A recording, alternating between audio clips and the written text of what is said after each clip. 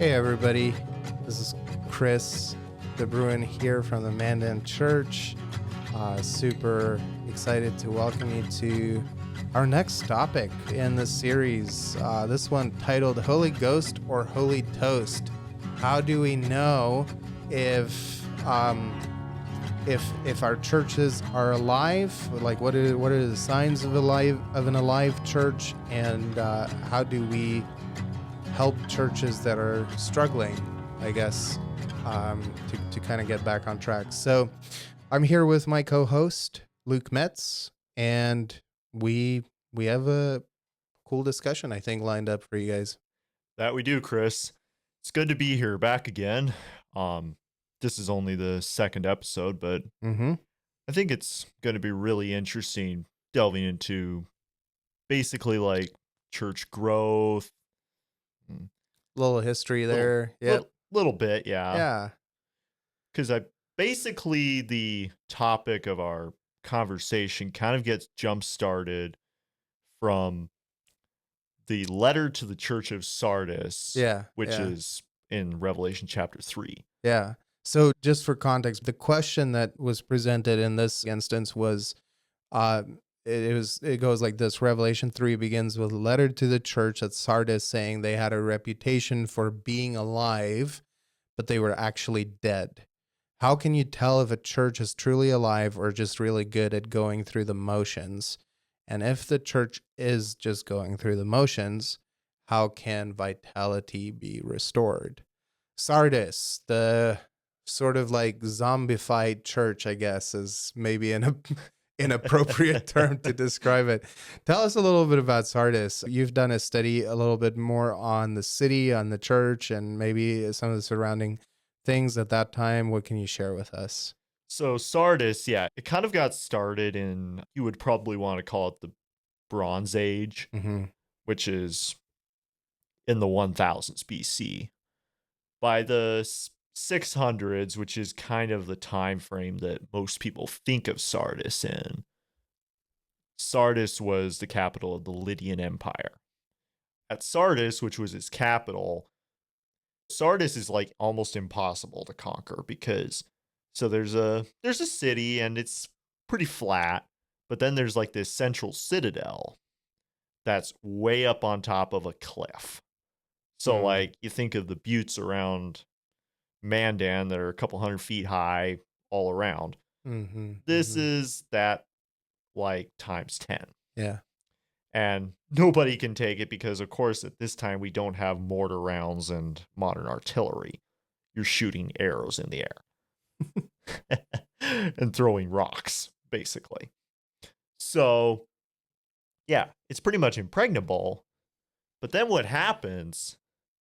Now, these people are like super wealthy. Like, because one thing in ancient culture, like in archaeology, when we study it, you can kind of tell whether a culture was really wealthy or not because of their coinage. If they had a really good system of coinage, the Lydian Empire was one of the first like large scale coinage. So would it be fair to say then that the city of Sardis, much like the church of Sardis, had this reputation of being something, but then in fact the reality was maybe something a little bit different? Because like one of the things that I found in my study, and I hope I'm not jumping ahead here, but that they were taken, at least they had this reputation of being impenetrable, yet twice, or at least twice in their history, they were overrun because of guards falling asleep or silly things like that. Yeah, put it this way, the kind of insubordination that every military in the world cringes at. Sure. Yeah, it was absolutely incredible because like basically what happened was Cyrus came in, he won some battles, but it wasn't really decisive. And Croesus, who was the king, he was so wealthy that the expression still lasts today as rich as Croesus or something like that because he was so wealthy. And so he went back into his city and thought, you know what? It's fall. He's not going to besiege the city in the wintertime. And even if he did, we got plenty of supplies. I'm going to just let my army go for the winter. They'll come back in the spring and keep it going. Well, yeah, it didn't go so well when a soldier dropped his helmet off the wall and unwittingly showed Cyrus's soldiers a path that wasn't guarded. So the siege of Sardis lasted 2 weeks. Oh my word. And yeah, that's in a day when years-long sieges were not all uncommon. Right, right. But so it kind of has a lot of parallels to what we're talking about with the Church of Sardis, because so they have this reputation. I mean, Sardis had a reputation for being a very strong imperial center. But when somebody actually decided to try and attack it, they got through really, really stupidly easy. And they found out that Sardis really actually was pretty hollow on the inside. Man. And so that's kind of what we're getting into today is how does a church get from a healthy, vibrant place to something like Sardis? Yeah. Yeah, I think it's so interesting. You know, we definitely live in a day and age where the Western church, and when I say Western church, I'm speaking specifically more so Protestant churches, which the Seventh-day Adventist Church is part of that branch of Christendom. One of the things that we're seeing, if you're reading Christianity Today articles or if you're reading Barna reports or anything, is that there is a crisis that the Western church is facing, and that is the exodus of people becoming disenchanted with the church.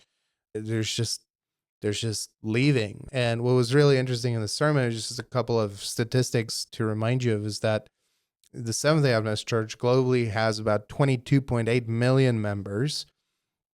And I think one of the things that happens when we say that word to 22.8 million is like, oh, wow, that's really good. Like that's, you know, if I told you, Luke, that your bank account was $22.8 million strong, like you would not be sad about that, right? No. No, not at all. Yet when we put it in the context of things, when we put it in the context of the mission of what Jesus put forward for us to go and tell the world and make disciples, you know, and that this message, this gospel is supposed to go out to everyone. And you can fairly argue that, well, but the Adventist church doesn't have to do that all by itself. And I would agree with that. We're part of a sisterhood of churches. We definitely have some differences in how we view things and which day of the week we go to church on and stuff like that. But at the heart of it, I think that most churches want to bring people closer in relationship to Jesus. I think if you put 100 pastors in a room, that's probably the common theme that you would hear from each and every one of them. That's the mission of the church. We just kind of go about it in different ways.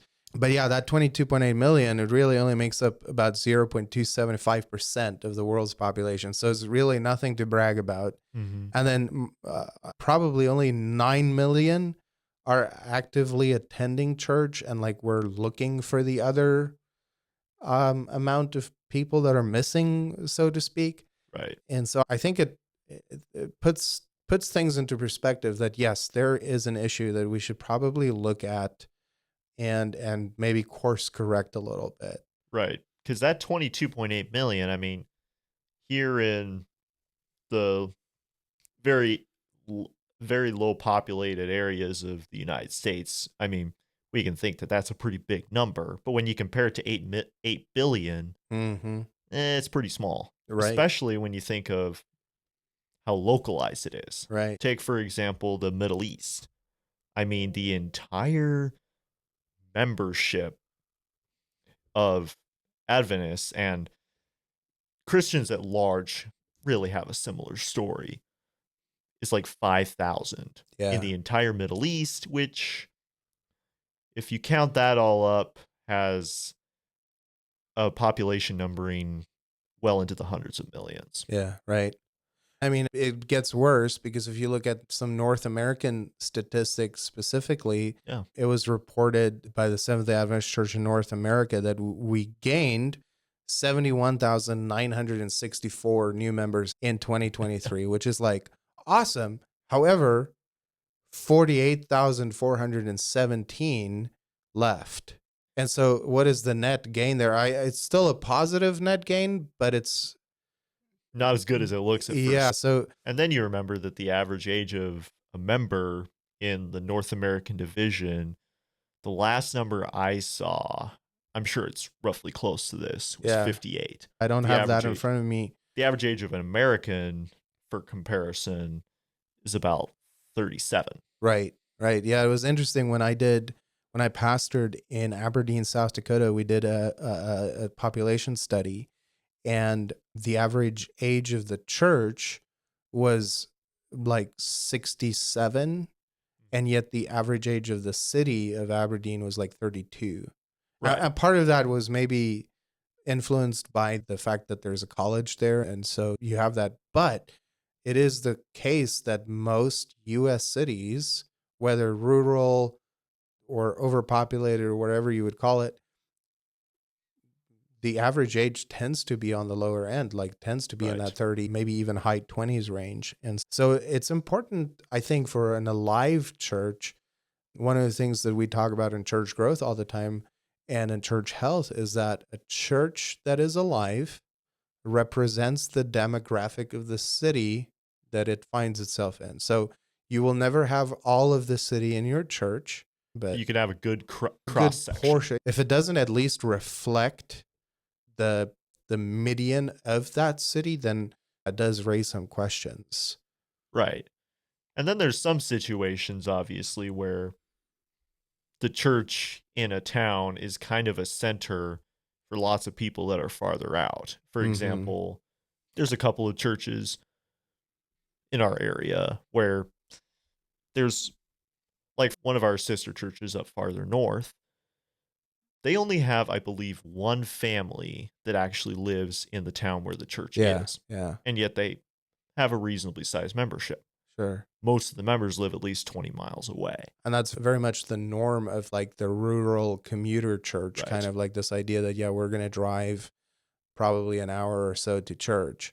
What's ironic and interesting about that too is that the church has become sort of or at least like the church member approach to church. And this is backed by articles as well. So it's not just me making this claim, but that church is something that we consume in the sense of like it's a product that I go and I check out what it's like. And if I don't like it at this one, I'll just go try a different product at a different store, so to speak, like a different church service at a different church and see what that's like. Over in Oregon, where I have some friends who work there, they've talked about how some of their church members would drive past 3 or 4 other Seventh-day Adventist churches just to get to their church. Right. You know, so they could have stopped at church number 1, 2, 3, or 4, but they are choosing to drive all the way to that 5th church because that's where they get the most on any given Sabbath. Well, there's one place that I've been to, a larger city, and I believe there are 6 or 7 Adventist churches in that city. Each of them are very different, and they have people. Each of them are in different areas of the city, but they each have people from all over the city. There are, like, one of them is a Spanish church, for example. Sure, yeah. And so Yep. that's different Yep. because you're gonna be looking at a very specific demographic, but Right. the other 6 are not. Yeah. And I think that there's a lot of ways where it's basically going to the church where you feel you fit in. Mm. It's not so much community, like, oriented toward your community, but more so toward your Yeah. church community. And Yeah. I kind of feel like there should be a happy balance in that. Right. And I know this is not everyone's cup of tea, but something that has also had more success than I think anyone thought it would is the phenomenon of online church that kind of Right. started in 2020 during COVID and the pandemic. And some churches just kind of going hard in that direction and realizing, hey, you know, there is something to be said to do here. Now, time will tell once again, but I think There are some churches that have seen some marginal success in this, that they are retaining an online audience, an online church membership, and that has even led to small groups and communities that maybe don't have a local church, Right. becoming active. And so that's kind of interesting as well. Mm. So you have all of these things, and we're kind of running out of our time here, but I think one of the things that is critical to realize is it's easy to say, well, the blame should be on consumerist culture and like the church member and all that, but I think that would be a mistake. The church needs to be better. They need to have more of a contemporary worship experience, or more of a classical worship experience. If churches were just more high church like, then it would be good. One of the things that I addressed in the message on Sabbath regarding this topic was that there are so many myths that we have about what church should be or what makes successful church. I think really at the core of it, and this is what I'd like to get into for the next couple of minutes here, is this idea that you are saved by grace through faith alone. Because I think if we try and put all these other things around it, like, it's about the music or it's about the speaker or whatever, and I'm not saying those things don't matter. Yes, they certainly help. They certainly provide an atmosphere for worship or whatever it may be. But at the core of it, does your church preach righteousness by faith or righteousness by grace through faith the way that the New Testament understands it? Or are you stuck in a works-oriented religion, in a performance-based religion, and maybe that's what's killing the atmosphere? Because I think once we understand how Jesus views us, once we understand grace, it kind of transforms the community. Right. Because I think a big issue is that we kind of, and I'll use the two ditches analogy again. It seems like churches today either want to go full on into consumerist religion, or it's legalist. And neither of those options are really good. I mean, the fact is that you can find elements of those two extremes in pretty much every church. Mm-hmm. And so it kind of, the fact is, people want something authentic. Yeah. They want something that they can understand, but also something that isn't just going through the motions. Right. Right. Because, well, in a past day when in some ways your social standing depended on your church attendance, that worked. Mm-hmm. Although, Mm-hmm. frankly, we can debate a lot about whether there was any kind of saving grace involved there. Because, I mean, if you're just going through the motions, are you really actually a true Christian? Mm. But obviously we don't. Obviously that's not as strong as it used to be, but I think it actually gives us a better opportunity, because now we're not dealing with, oh, well, I want to go to church because I'm going to look good. We're trying to attract people who want to go to church. Yeah. Because that's where they find spiritual fulfillment. That's where they find Christ. Yeah. Well, and kind of to use Colossians, Paul's words in Colossians, is that the church should be the place for reconciliation. Right. Where, because I hear so often the trope that I don't go to church because the people there are judgy, or the people are, and listen, just let's be honest, it can be very true and can be very hurtful, but that's not every faith community. So, find one that isn't like that.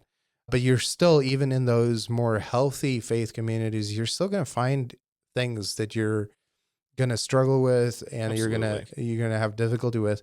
I think like the importance of going yet is there, because since when does the church have to be a place where we all see things exactly the same way, have all the same views, agreed on everything. Yeah, like since when is the church supposed to be an echo chamber?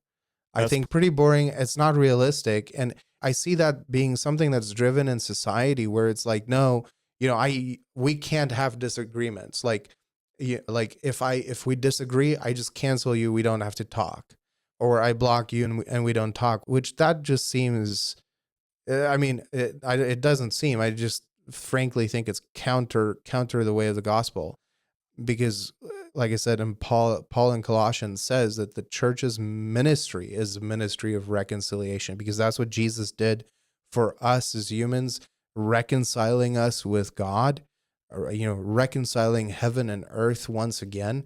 And the church's mission is to do that as well, is to be a place of reconciliation. That means when people come in who have different views or different beliefs from us, that we welcome them.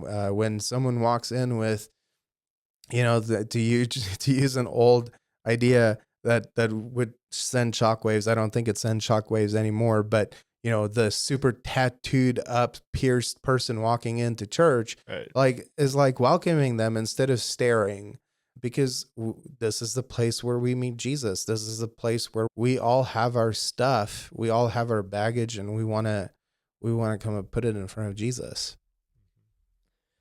Yeah. So I think I want to touch on it briefly about leadership because in some ways, I think that a good or bad leadership team can make or break a church. Oh yeah, certainly. And so I want to kind of talk about what are elements of a good leadership team or bad. One of the things that you have to have in your leaders is ensuring that your leaders, they themselves understand this idea, once again, on a theological, but not just on theological basis, but on an experiential basis, that we are saved by Jesus. First and foremost, if we understand that I am the person who I am today, and I am saved by grace through faith because of what he did, not because of what I've done, not because of the fact that I serve in these positions or have done X, Y, and Z, but I am here by his grace, and realizing that everyone around me is also here by his grace, and viewing one another in that fashion, in that way of like acknowledging that we are all beneficiaries. Yeah, beneficiaries of his grace. I think that's probably the first place where it starts, is that attitude, that understanding. Right. I would agree with that. Also, I think that you need to have a leadership team that, for one, you have to cooperate because, Yep. well, Yep. cooperation is really where you got to start. Yeah. And also, I think that a good leadership team understands, don't have a don't fix it if it ain't broke attitude. Because to be honest, I've seen way too many people think that it ain't broke until it's really broke Yeah. and Yeah. there is Yep. no way to fix it. Yep. Vigilance. Yeah, Yeah. Vigilant absolutely. leaders, kind of like the Old Testament idea of like watchers on the wall, people who are watching, and being vigilant is like, hey, what is the church looking like? What is our health looking like? And probably one of the most important things is being in touch with one another, and not just expecting like a pastoral visit and stuff like that, but like members being involved and following up with one Right. another, sending that text, or making that phone call and checking in. How's it going? What can we pray for? What do you need help with? And coming alongside of people, because I think that's where it happens. Peter says that we are the priesthood of all believers. Right. It's not just, we don't have professional Christians that get paid and then non-professional Christians who do this on a volunteer basis. Like, you're either in it or you're not. And so we all contribute in our own way, in our own manner. But yeah, it starts with leadership. It starts at the top, but it also, probably more importantly, starts at home. Mhm. Yeah, I always say, like, I think, I don't, I shouldn't say I always say, but I've always thought that healthy church leaders have healthy homes more often Right. than not. Because if your house is in order, then it's easy to take care of the church. Well, and Paul speaks of that quite a Yeah. bit, actually, Yep. where he talks about that elders and deacons should have orderly families. Yep. Exactly. That And listen, for you who are listening, who might be a church leader and things are maybe not going so hot at home, don't feel like this is a judgment or No, something like absolutely. that. It's just that you yourself would know that it's easier to focus on the church when you know things are going well at home. Right. And so it's important whether you need to maybe take a break from church leadership for a second, like step away, or maybe take a reduced role for a little time until things are sorted out at home a little bit more. I think those are healthy things that we have to do, because ultimately I firmly believe that the home is our first church. That's the priority place. And and I think we have unrealistic expectations sometimes that my kids have to be in the church for the rest of their lives. As long as your kids are walking with Jesus, whether they're coming to church every week is more of an up in the air thing. Just as long as your kids are walking with Jesus, I think that's the first and most important thing. That's coming from me. But yeah. Right. Yeah. And I think that does a really good job of wrapping up our discussion today Yeah. in a way, because I think what we kind of got out of this is there's a lot of ways that you can look at to revitalize a church. Mm-hmm. If you feel like your church is dead or in a Sardis-like state that appears good but is pretty much a facade, there are some definite things that you can look at, Yeah. some scriptural topics. Yeah. Absolutely. And I would say if you're finding yourself in a situation like that, go speak to your leaders, go speak to your church pastor, and sit down, have a conversation and talk to them about it. Think and pray about how you can be part of the solution of that, because I think more often than not, having sat on this side of the desk, so to speak, you have people who come and they'll tell you, oh yeah, there's a whole lot wrong with the church, but they don't have many ideas on how to fix it. No. And that's rather frustrating, because I feel the same way, brother and friend. But let's see how we can work together in doing this. So I want to close with a blessing for you as you listen, that you first of all will know that Jesus loves you beyond comprehension, that you are saved by grace through your trust in him. And that's all that Jesus asks, is that we trust him with this aspect of our lives. He has secured eternity for us. It is not a debatable matter in his mind.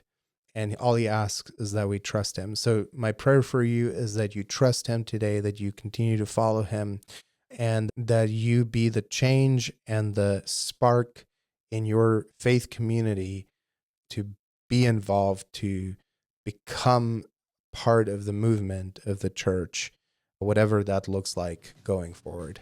Absolutely. So we're going to wrap it up for today. Make sure to put a like on this video. Leave your comments too. Absolutely. Subscribe, put the notification bell on. And you know what? If you don't like the video, hit the thumbs down button twice. Yes, twice. Make sure to subscribe so you don't miss an episode. And as always, God bless. Take care.